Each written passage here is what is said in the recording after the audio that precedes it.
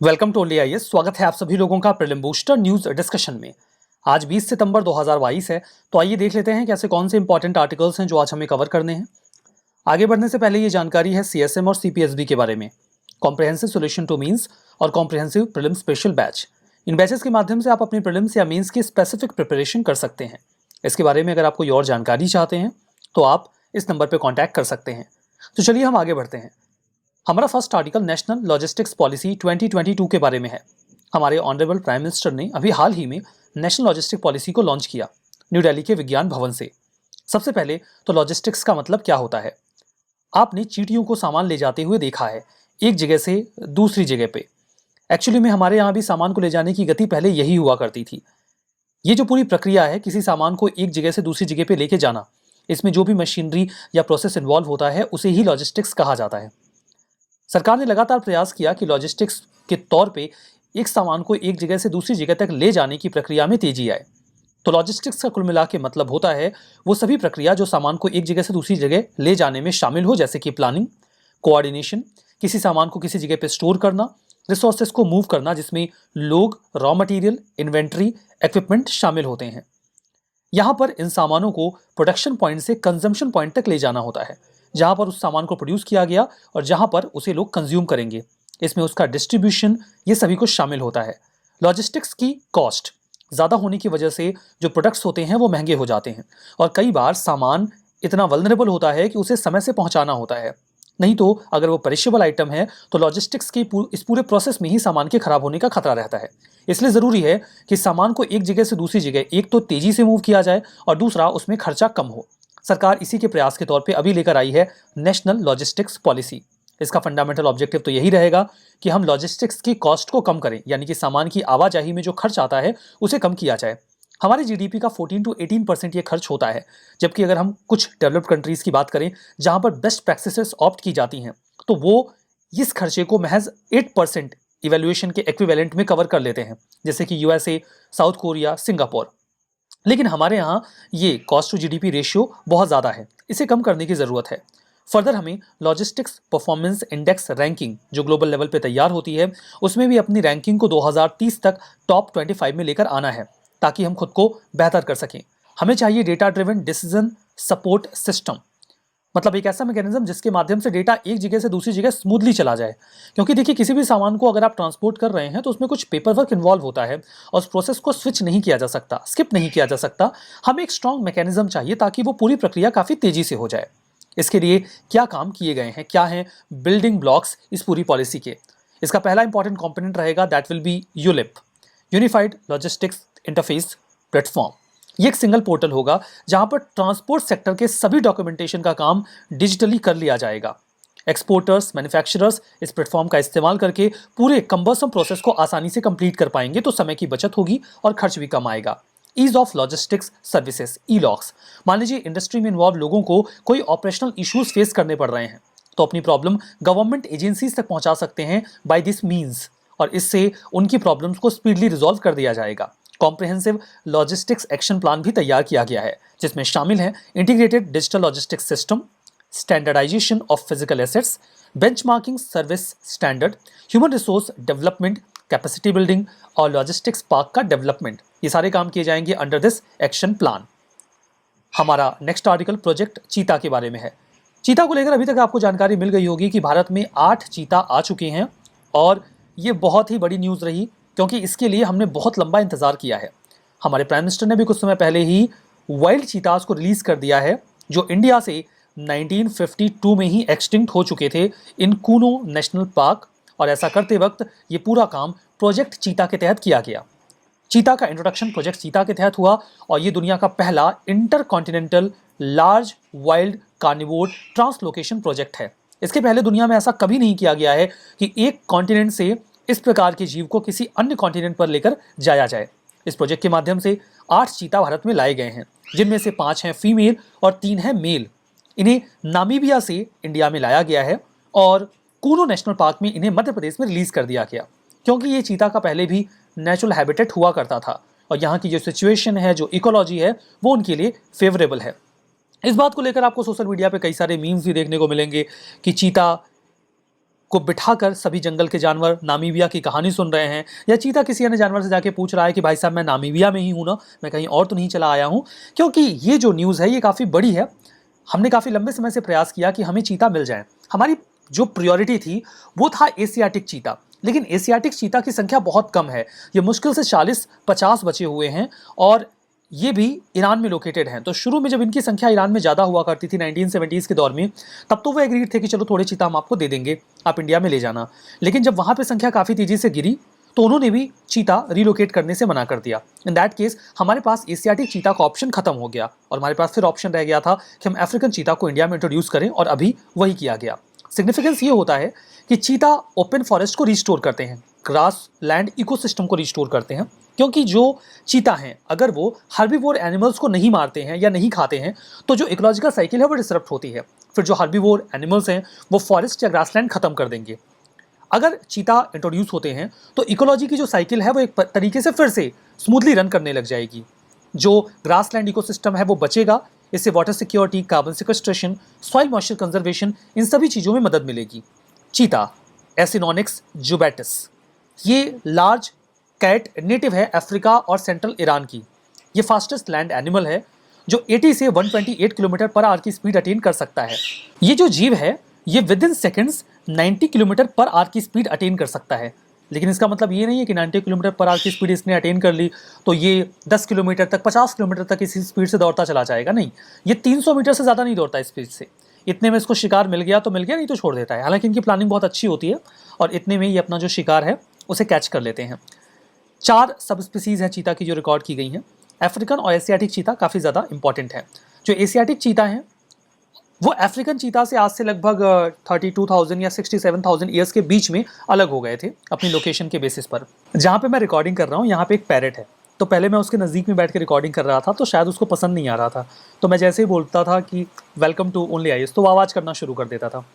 तो अभी मैं उससे थोड़ी डिस्टेंस पे आ गया कि आवाज़ ना करे, मैं रूम में आ गया, वो अभी बाहर से आवाज़ कर ही रहा है। मुझे लगता है कि वो इंटरेस्टेड है, वो सुनना चाह रहा है कि आज क्या न्यूज़ डिस्कस हो रही है। खैर, वी आर डिस्कसिंग कि अफ्रीकन चीता एशियाटिक चीता से कैसे डिफरेंट है। तो जो IUCN स्टेटस है उसके अकॉर्डिंग अफ्रीकन चीता वल्नरेबल है, ठीक है, और जो एशियाटिक चीता है वो क्रिटिकली इंडेंजर्ड है। तो ये डिफरेंस है, आप जानते रहिएगा। डिस्ट्रीब्यूशन की बात करें तो अफ्रीकन चीता की संख्या 6,500 से 7,000 के आसपास है, मतलब कुछ तो संख्या में ये हैं। लेकिन इंडिया में अगर एशियाटिक चीता की बात करें तो इन्हें 1952 में ही एक्सटिंक्ट डिक्लेयर कर दिया गया था और ईरान में भी इनकी संख्या 40 से 50 के आसपास ही बची हुई है। जो अफ्रीकन चीता होते हैं वो एशियाटिक चीता की तुलना में थोड़े ज़्यादा बड़े होते हैं, ठीक है, और इनका कलर, अगर आप एशियाटिक चीता की बात करें तो ये छोटे होते हैं और इनका कलर थोड़ा सा पेलर होता है, यानी कि येलो, लाइट येलो कलर का होता है, ठीक है। यहाँ पर देखिए बात कर लेते हैं कुनू नेशनल पार्क के बारे में। मध्य प्रदेश में लोकेटेड है। 1981 में इसे वाइल्ड लाइफ सेंचुरी के तौर पर डिक्लेयर किया गया और 2018 में ये नेशनल पार्क बना दिया गया। फ्लोरा की बात करें तो यहाँ पे ड्राई सवाना फॉरेस्ट, ग्रासलैंड और ट्रॉपिकल रिवरीन फॉरेस्ट मिल जाएंगे।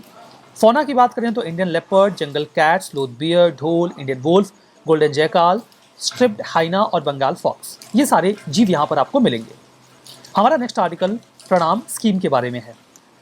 केमिकल्स का इस्तेमाल कम किया जाए फर्टिलाइजर्स के तौर पे, गवर्नमेंट इसके लिए प्लान कर रही है। उन्होंने लॉन्च किया PM प्रणाम स्कीम। प्रणाम स्कीम कह लीजिए, इसका फुल फॉर्म है promotion of alternate nutrient for agriculture management योजना स्कीम। आप इसको ऐसे याद रख सकते हो कि आप अपने खेतों के सामने जाइए और उनको प्रणाम करके ये कहिए कि भैया अब हम केमिकल आप में नहीं डालेंगे और जो नेचुरल फर्टिलाइजर है उसे इस्तेमाल करेंगे ताकि आप अच्छी फसल निकालो। इससे बस यही आपको याद रह जाएगा कि हाँ, जो प्रणाम स्कीम है वो इसलिए है कि हम केमिकल्स का इस्तेमाल ना करें खेतों में। तो PM प्रणाम का फुल फॉर्म मैंने आपको बता दिया। इसके माध्यम से हम केमिकल फर्टिलाइजर्स का यूज़ कम करेंगे और स्टेट्स को इंसेंटिवाइज करेंगे। क्या करेंगे हम इसमें? इसके लिए कोई सेपरेट बजट नहीं है, बल्कि जो फर्टिलाइजर सब्सिडी हम सेव कर रहे हैं, बचा रहे हैं, उसी पैसे का हम इस्तेमाल करेंगे। अब फर्टिलाइजर सब्सिडी कैसे बचती है? 2016 में सरकार ने DBT इंट्रोड्यूस किया, डायरेक्ट बेनिफिट ट्रांसफर। तो इससे जो लैक्स थे वो कम हुए, लूप होल्स खत्म हुए, तो सरकार को सब्सिडी में बचत होने लगी। इसके अलावा नीम कोटेड यूरिया इस्तेमाल कर रहे हैं तो उसमें यूरिया की एफिशिएंसी बढ़ जाती है तो सरकार को कम सब्सिडी देनी पड़ती है। दूसरा, अभी हम नैनो यूरिया भी इस्तेमाल करने वाले हैं तो इससे भी हमें कम सब्सिडी देनी पड़ेगी। इस प्रकार की इनिशिएटिव्स के माध्यम से सरकार सब्सिडी में बचत कर रही है। तो जो पैसा बचेगा उसे ही हम प्रणाम स्कीम में लगा देंगे। 50% जो सब्सिडी सेविंग होगी उसे तो सीधा स्टेट्स को सौंप दिया जाएगा ताकि वो इसका इस्तेमाल जो अच्छा फर्टिलाइजर है, केमिकल फर्टिलाइजर नहीं है, उसके इस्तेमाल में लगाएं। 70% ग्रांट तो इसलिए दिया जाएगा ताकि हम ऐसा एसेट क्रिएट करें टेक्नोलॉजिकल अडॉप्शन करें ताकि हम केमिकल फर्टिलाइजर का अल्टरनेट इस्तेमाल कर सकें खेतों में। उसके लिए हम alternate fertilizer production unit establish करें विलेज में, ब्लॉक में या फिर डिस्ट्रिक्ट लेवल पे। जैसे मान लीजिए कि कोई गोबर गैस प्लांट लगाना चाहता है, बायोमास प्लांट लगाना चाहता है, तो उसके लिए उनको पैसे मिलेंगे। रिमेनिंग 30% लोगों को अवेयर करने में खर्च करेंगे, फार्मर्स को इंकरेज करेंगे, पंचायत, फार्म प्रोड्यूसर ऑर्गेनाइजेशंस को, सेल्फ हेल्प ग्रुप को बताएंगे कि देखो ये फर्टिलाइजर कितने नुकसानदेह होते हैं, तो आप इनको यूज मत करो। 2016 में क्वेश्चन आया है नीम कोटेड यूरिया पे। पूछा गया था कि इससे क्या फायदा होगा, क्यों प्रमोट कर रही है सरकार इसको। सही जवाब बी था, क्योंकि इससे जो सॉइल में यूरिया के डिसोल्यूशन का रेट होता है वो कम हो जाता है, तो यूरिया की एफिशिएंसी बढ़ जाती है, तो यूरिया कम इस्तेमाल करना पड़ता है, ये इसका फायदा होता है। तो ये इसका सही जवाब था। हमारा नेक्स्ट आर्टिकल टेक्निकल टेक्सटाइल्स के बारे में है। हम सभी लोग अपनी अफोर्डेबिलिटी के हिसाब से खूबसूरत कपड़े पहनना चाहते हैं, क्योंकि अच्छे कपड़े पहनने से हम बेहतर दिखते हैं, और जब हम बेहतर दिखते हैं तो हम में कॉन्फिडेंस आता है। लेकिन ध्यान दीजिएगा कि सभी कपड़े इसलिए नहीं पहने जाते कि आप खूबसूरत दिखें। कुछ कपड़े अपनी यूटिलिटी यानी कि उपयोगिता के लिए जाने जाते हैं। हम उन्हें उसलिए पहनते हैं क्योंकि हमें उनकी ज़रूरत है, ना कि इसलिए कि उन्हें पहन के हम खूबसूरत दिखें। और ऐसे ही कपड़ों यानी कि टेक्सटाइल्स को कहा जाता है टेक्निकल टेक्सटाइल। जैसे कि अगर आप इंजीनियरिंग वर्क में इन्वॉल्व हैं, मेडिकल फील्ड में इन्वॉल्व हैं, तो हर फील्ड की अपनी एक स्पेसिफिक ड्रेस होती है, एक टेक्सटाइल होता है जिसको पहन के आप उस फील्ड में सेफ होते हैं। अगर आप केमिकल्स के साथ कोई एक्सपेरिमेंट कर रहे हैं तो आपको रिक्वायर्ड होगा टेक्निकल टेक्सटाइल, ताकि केमिकल के किसी भी साइड इफेक्ट से आप बचे रहें। मिनिस्ट्री ऑफ टेक्सटाइल ने अभी हाल ही में 23 स्ट्रेटेजिक रिसर्च प्रोजेक्ट्स को अप्रूव किया, जो कि नेशनल टेक्निकल टेक्सटाइल मिशन के एम्बिट में आते हैं। टेक्निकल टेक्सटाइल के बारे में और बात करें तो टेक्निकल टेक्सटाइल का जो सेगमेंट है ये न्यू एज के टेक्सटाइल के तौर पे कंसीडर किया जाता है, जिनका इस्तेमाल इकोनॉमी के अलग अलग सेक्टर्स में किया जा रहा है। टेक्निकल टेक्सटाइल एक ऐसा टेक्सटाइल प्रोडक्ट होता है जिसे हम नॉन एस्थेटिक पर्पज से इस्तेमाल करते हैं, मतलब इनका प्राइमरी क्राइटेरिया इनका फंक्शन यानी कि यूज होता है, ना कि इनकी खूबसूरती। टेक्निकल टेक्सटाइल में शामिल होते हैं ऑटोमोटिव एप्लीकेशंस, मेडिकल टेक्सटाइल, जियो टेक्सटाइल, एग्रो टेक्सटाइल और प्रोटेक्टिव क्लोथिंग, जिनको पहन के आप सुरक्षित महसूस करते हैं। इससे इकोनॉमी के सेक्टर्स की इफिशियंसी इंप्रूव होती है। नेशनल टेक्निकल टेक्सटाइल मिशन सरकार ने शुरू किया ताकि रिसर्च एंड डेवलपमेंट को इस सेक्टर में बढ़ावा दिया जा सके। मिनिस्ट्री ऑफ टेक्सटाइल ने टेक्निकल टेक्सटाइल मिशन को 4 सालों के लिए 2020-21 से 23-24 के ड्यूरेशन के लिए लॉन्च किया, जिसके लिए 1480 करोड़ रुपए खर्च किए जाने के प्लान है यानी कि योजना है। इस पूरे मिशन का ऑब्जेक्टिव ये रहेगा कि इंडिया टेक्निकल टेक्सटाइल के फील्ड में ग्लोबल लीडर बन सके। जो मिशन है इसके माध्यम से 2024 तक हम टेक्निकल टेक्सटाइल के पूरे सेक्टर को $40 to 50 बिलियन का बनाना चाहते हैं, जिसके लिए हमें हर साल 15 से 20% की ग्रोथ अटेन करनी होगी। ये हमारे मेक इन इंडिया इनिशिएटिव को भी सपोर्ट करेगा, जहां पे हम डोमेस्टिक मैन्युफैक्चरिंग करेंगे मशीनरी और इक्विपमेंट की। फंडामेंटली इस पूरे मिशन में 4 कंपोनेंट हैं: research, innovation, development, promotion and market development, export promotion, education, training and skill development. ये 4 फंडामेंटल कंपोनेंट्स हैं इस मिशन के। टेक्निकल टेक्सटाइल से तो नहीं, लेकिन मिलता जुलता एक क्वेश्चन है, 2018 में पूछा गया था। पुथुक्कुली शॉल तमिलनाडु, सुजनी एम्ब्रॉयडरी महाराष्ट्र, उप्पड़ा जामदानी कर्नाटका साड़ी। बताना था कौन सा पेयर सही है, और सही जवाब था ए यानी कि 1 ओनली। हमारा नेक्स्ट आर्टिकल यूएनएससी रेजोल्यूशन 1267 के बारे में है। हाल ही में इंडिया और यूएस ने ज्वाइंटली ये प्रयास किया कि पाकिस्तान बेस्ड टेररिस्ट जिसका नाम है साजिद मीर, जो कि लश्कर तैयबा का कमांडर है, उसे डेजिग्नेट कर दिया जाए as a global terrorist under UN security council 1267 लिस्ट। इस लिस्ट में डाल दिया जाए। ये जो आतंकवादी है साजिद मीर, ये 26/11 मुंबई टेरर अटैक में शामिल रहा। यूएसए और डेनमार्क में भी इसने अटैक्स किए हैं, लेकिन इस पूरे प्रयास को चाइना के द्वारा ब्लॉक कर दिया गया। आपको इरिटेशन होती होगी और गुस्सा भी आता होगा कि आखिर चाइना ऐसा करता क्यों है, उसे आतंकवादियों को बचाने में क्यों मजा आता है। मामला यहाँ किसी एक आतंकवादी का नहीं है। ध्यान दीजिएगा कि पाकिस्तान FATF की ग्रे लिस्ट में है, और इसी तरीके से पाकिस्तान के आतंकवादी ब्लैकलिस्ट होते रहे, ग्लोबल टेररिस्ट डिक्लेयर किए जाते रहे, तो ये साबित हो जाएगा कि टेररिज्म को लेकर पाकिस्तान कंसर्न नहीं है, और हो सकता है कि पाकिस्तान को FATF की ब्लैक लिस्ट में डाल दिया जाए।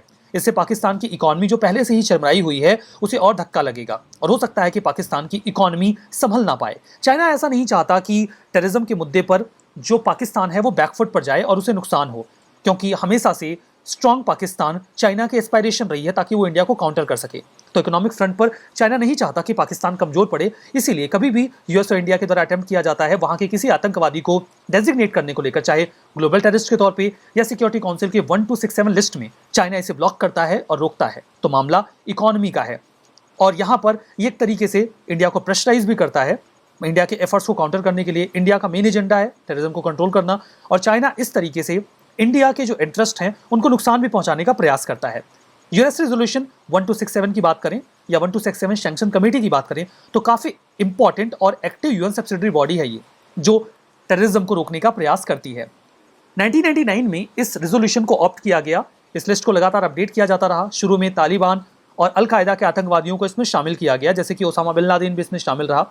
बाद में इसका फोकस अल कायदा और इस्लामिक स्टेट और ISIL पे रहा। कई बार इसको अमेंड किया गया। 9/11 का जो अटैक यूएसए में हुआ, उसके बाद लिस्ट में कई सारे और नाम जोड़े गए।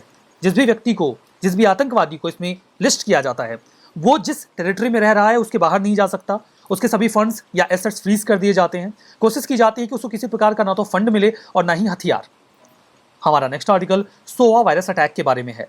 सावधान रहिए, कहीं आप जो एप्लीकेशन डाउनलोड करने वाले हैं वो कोई एक वायरस तो नहीं जिसने एक एप्लीकेशन का मुखौटा पहन रखा है। कई बार ऐसा होगा कि आप क्रोम, Amazon ऐसे एप्लीकेशंस प्ले स्टोर पे जाके डाउनलोड करेंगे ये सोचकर कि आप इसका इस्तेमाल करेंगे, लेकिन डाउनलोड करने के बाद वो एक रैंसम वायरस के तौर पर आपके पूरे फोन को हाईजैक कर लेगा, आपका फाइनेंशियल डेटा चुरा लेगा और आपके अकाउंट में से पैसे उड़ा ले जाएगा। Indian computer emergency response team यानी कि CERT-IN ने अभी एक डिटेल्ड सेफ्टी एडवाइजरी जारी की है मोबाइल बैंकिंग ट्रोजन वायरस सोवा के लिए, जो कि इंडियन साइबर स्पेस में बहुत तेजी से फैल रहा है। ये बहुत स्मार्टली खुद को इनक्रिप्ट कर लेता है किसी दूसरे एप्लीकेशन के तौर पे, एंड्रॉइड फोन को कैप्चर करके आपके पैसे उड़ा लेता है। ये एक नया बैंकिंग मॉलवेयर है जिसे नाम दिया गया है सोवा।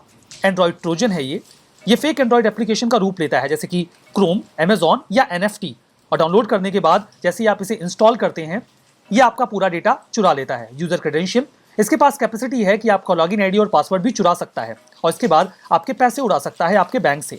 ये 200 मोबाइल एप्लीकेशंस को टारगेट कर रहा है और उनके जैसा बन के खुद को डाउनलोड या इंस्टॉल करवाने की कोशिश कर रहा है।